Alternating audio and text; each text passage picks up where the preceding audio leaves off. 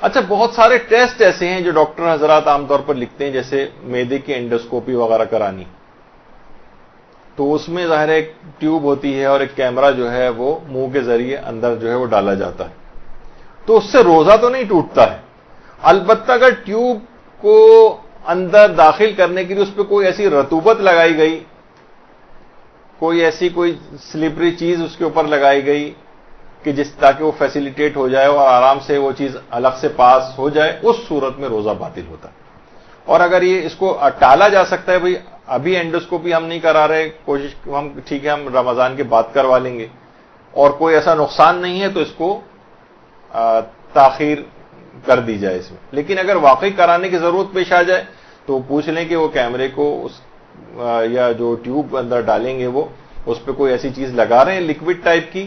یا کوئی سلپری چیز جس سے کے ذریعے وہ اندر حلق سے اندر جائے، تو اس صورت میں پھر روزہ باطل ہوگا اور بعد رمضان اس روزے کی قضا کرنا پڑے گی۔ کفارہ البتہ کوئی نہیں ہے، لیکن قضا اس کی انجام دینا ہوگی۔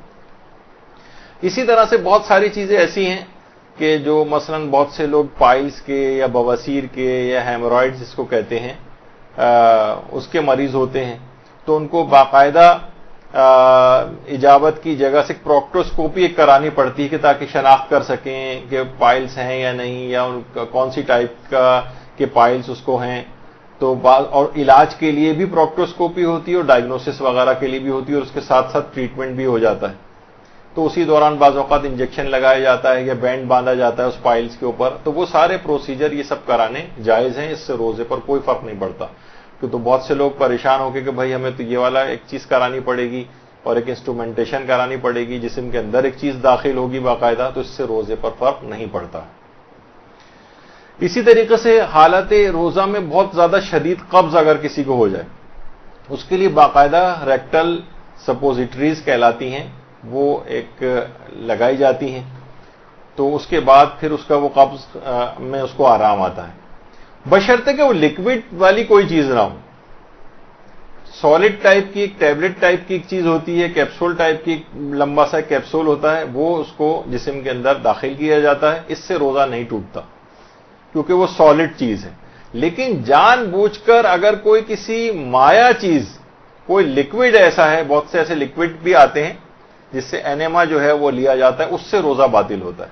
یہ بات یاد رکھ لیجئے کہ کوئی بھی سالڈ چیز قبض کشا اگر لی جاتی ہے، منہ کے ذریعے نہیں،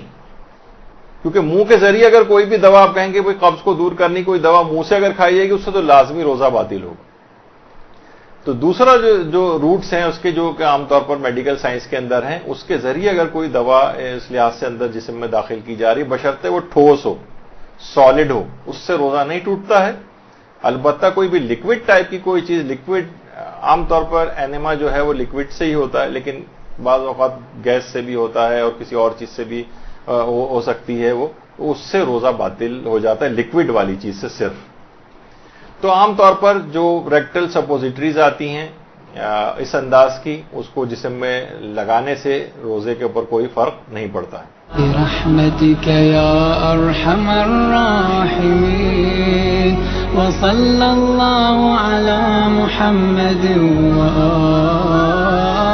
الطاهرين